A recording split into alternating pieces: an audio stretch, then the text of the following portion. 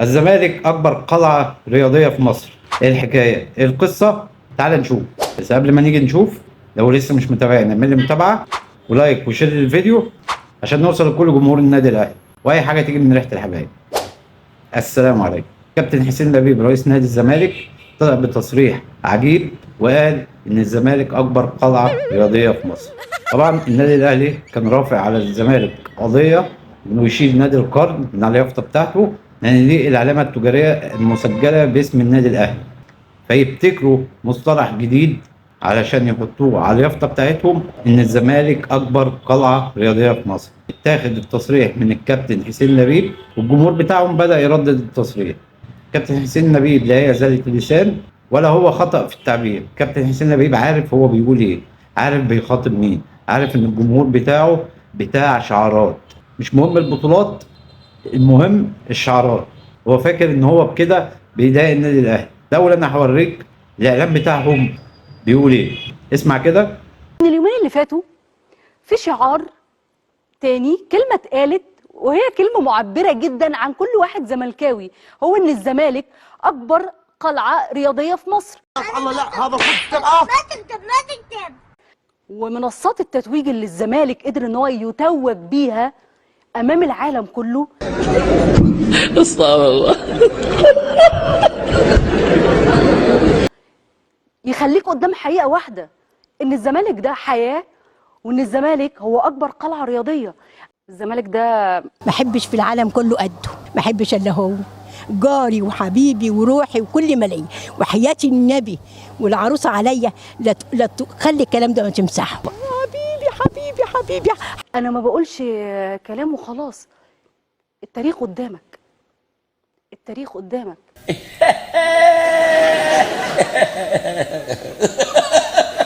الكلام ممكن يزعلك، بس انت لو قعدت تتفرج كده على نادي الزمالك وجماهير نادي الزمالك وقعدت تشوف نادي الزمالك، لا هتعرف ان الكلام ده هو مش مجرد كلام وخلاص.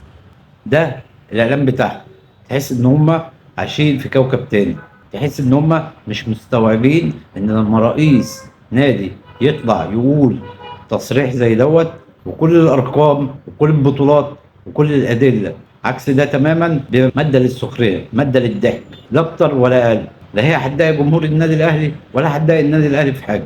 كلمه ان الزمالك اكبر قلعه رياضيه في مصر اتهرس واتقال 100 مره ومحدش كان بيهتم. ليه الضجه دلوقتي على الموضوع دوت؟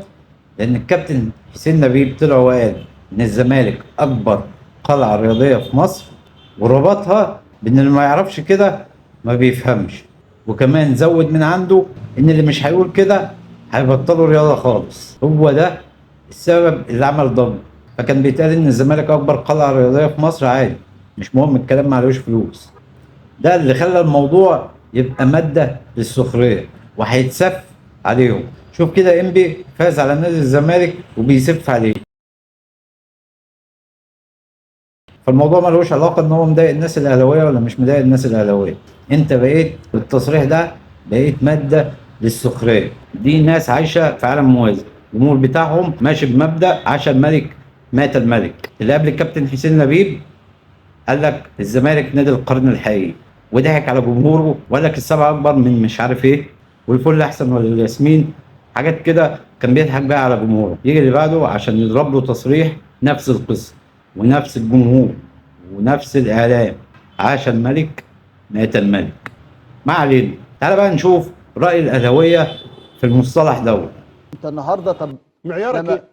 يعني لو قلت من اكبر قلاع الرياضه في مصر، وهو من واحنا أكبر بنقول فعلا. هنا دلوقتي وهو ان من الكوره في أكبر مصر القلاع. اهلي وزمالك. هو القصد بيها مخاطبه جمهور الزمالك ان انا اكبر من النادي الاهلي.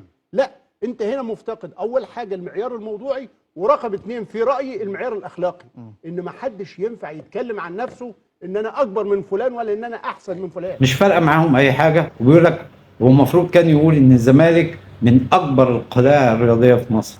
عادي، مش مشكله، من حقه، لان هو القطب الثاني في الكره المصريه ومن اكبر الانديه في افريقيا، ما فيهاش جدال ومحدش يقدر ينكر دوت. لكن تخبط تصريح وتقول ان انا اكبر قلعه رياضيه في مصر، بناء على ايه؟ وبتتكلم على اساس ايه؟ كلمه لا بتضايق الاهلاويه ولا هتضايقهم، وكله ضحك على الدهون. اشوفكم الفيديو اللي جاي.